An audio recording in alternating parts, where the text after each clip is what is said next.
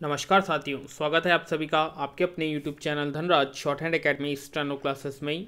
दोस्तों, आज का हमारा डिक्टेशन है पार्लियामेंट रिपोर्टर हिंदी डिक्टेशन, गति 160 शब्द प्रति मिनट। आइए स्टार्ट करते हैं आज की डिक्टेशन 5 सेकंड बाद। Be ready for it. Dictation start. Delhi को पूर्ण राज्य बनाने का मुद्दा कोरोना महामारी के दौर में भले कमजोर पड़ता दिखा हो, लेकिन जैसे ही महामारी का जोर कम पड़ेगा, दिल्ली पर शासन कर रही आम आदमी पार्टी आप इसे फिर से प्रमुख मुद्दा बनाने में जुट जाएगी। दिल्ली में महामारी से बिगड़े हालात और इससे निपटने के उपायों के बाद यह धारणा पक्की हुई है कि अगर दिल्ली को पूर्ण राज्य का दर्जा मिला होता और नगर निगमों से लेकर केंद्र सरकार तक के अस्पताल एक ही शासन तंत्र के अधीन होते, तो कोरोना महामारी से बचाव की तैयारी कहीं ज़्यादा बेहतर तरीके से हो सकती थी। नगर निगमों की स्वायत्तता के कारण एक सीमा के बाद दिल्ली सरकार इनमें हस्तक्षेप नहीं कर पा रही है। इतना ही नहीं, केंद्र सरकार की मर्जी के बिना केंद्र सरकार की स्वास्थ्य सेवाएं दिल्ली सरकार को सहयोग नहीं कर सकती। पैरा, दिल्ली में नगर निगम चुनाव साल 2022 के शुरू में होंगे। सभी दल इसकी तैयारियों में जुटने लगे हैं, लेकिन अगले साल पूरे दिल्ली में निगम चुनावों का ही साया छाया रहेगा और इसमें पूर्ण राज्य मुद्दा भी उठता रहेगा। आम आदमी पार्टी को मलाल है कि वह 2017 के चुनाव में तीनों में से एक नगर निगम में भी काबिज नहीं हो पाई थी। 1.5 दशक तक दिल्ली की मुख्यमंत्री रही शीला दीक्षित को स्वशासित नगर निगम शुरू से ही खलता रहा था। वे दिल्ली नगर निगम को उसी तरह दिल्ली सरकार के महताहत लाना चाहती थी जैसे अन्य राज्यों में नगर निगम सरकारों के अधीन होते हैं, पर वे इस प्रयास में वे सफल नहीं हुई। तब उन्होंने निगमों का पुनर्गठन करने के लिए कमेटी बनाई। पहले निगम की सीटें 138 से बढ़ाकर 272 की गई, फिर उसे 3 हिस्सों में बांटा गया। दिल्ली के 87% इलाकों में दिल्ली सरकार के समानांतर दिल्ली नगर निगमों की सत्ता चलती है। विधानसभा बनने से पहले दिल्ली की असली सत्ता निगम के पास ही थी। बाद में बिजली, पानी, दमकल, होमगार्ड, सीवर, बड़ी सड़कें आदि अपने अधीन करके दिल्ली सरकार ताकतवर बनी। बावजूद इसके आज भी गृह कर, लाइसेंस, प्राथमिक स्वास्थ्य सहित कुछ बड़े अस्पताल, प्राथमिक विद्यालय, पार्क, पार्किंग आदि निगमों के अधीन है। 3 निगमों में से 2 पूर्वी और उत्तरी अपने खर्चे का बोझ नहीं उठा पा रहे हैं, इसलिए आए दिन दिल्ली सरकार और निगमों में पैसे की लड़ाई चलती रहती है। कोरोना काल में यह लड़ाई और तेज हो गई। दिल्ली के विकास साथ साथ यहाँ की प्रशासनिक व्यवस्था भी बदलती गई। दिल्ली को पहले कम अधिकारों वाली विधानसभा मिली, लेकिन वह ज़्यादा समय नहीं चल पाई। सन 1957 में दिल्ली नगर निगम और 1966 में महानगर परिषद बनी। विराम, महानगर परिषद को भंग करके सरकारिया आयोग और बालकृष्ण कमेटी की सिफारिशों के अनुरूप 1991 में 69वें संविधान संशोधन के माध्यम से दिल्ली को सीमित अधिकारों वाली विधानसभा मिली। कमेटी ने अपनी रिपोर्ट में संविधान सभा की उस बहस का भी जिक्र किया था जिसमें डॉक्टर भीमराव अंबेडकर ने दिल्ली को राज्य बनाने का विरोध किया था। इतना ही नहीं, उस बहस से ज़्यादातर नेताओं ने भी यह देश की राजधानी को राज्य बनाने का विरोध किया था। तभी तय हो गया था कि दिल्ली केंद्र शासित प्रदेश ही रहेगा। भारत के संविधान अनुच्छेद 239 ए और अनुच्छेद 239 ए बी में कहा गया है कि उसका ही विस्तार संसद का पारित राष्ट्रीय राजधानी क्षेत्र शासन अधिनियम 1991 में किया गया है।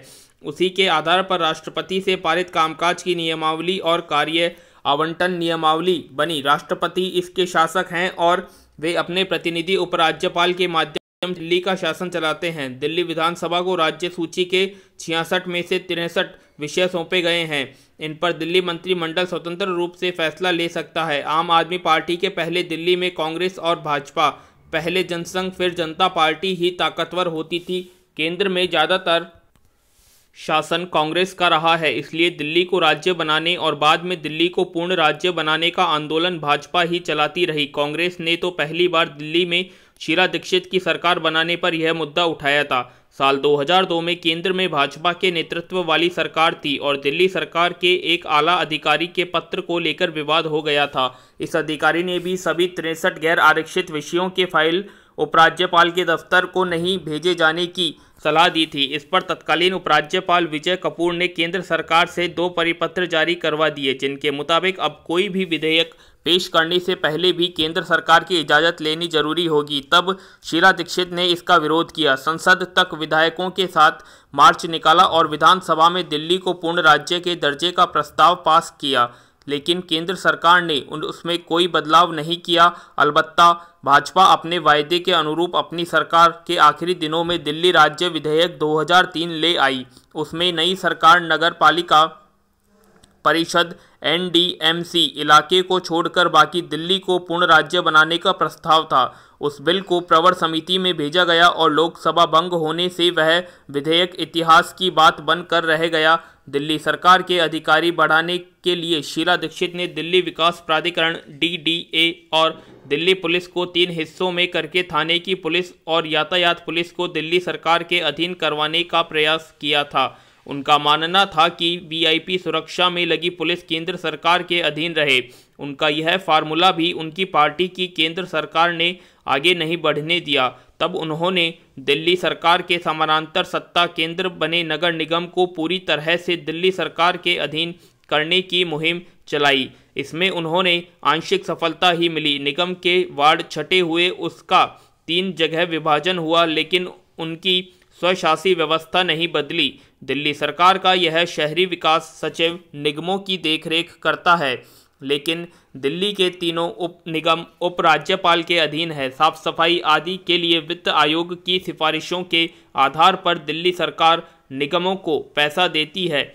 यह विवाद हमेशा बना रहा है कि दिल्ली सरकार कहती है कि केंद्र उसे उसके हिस्से का पूरा पैसा नहीं देता और निगमों की शिकायत रहती है कि दिल्ली सरकार उन्हें उनके हिस्से का पूरा पैसा नहीं देती। यह विवाद सड़कों पर भी उतार आता रहता है। दिल्ली सरकार कहती है कि निगमों में भ्रष्टाचार के चलते घाटा है, सरकार तो पूरा पैसा दे रही है।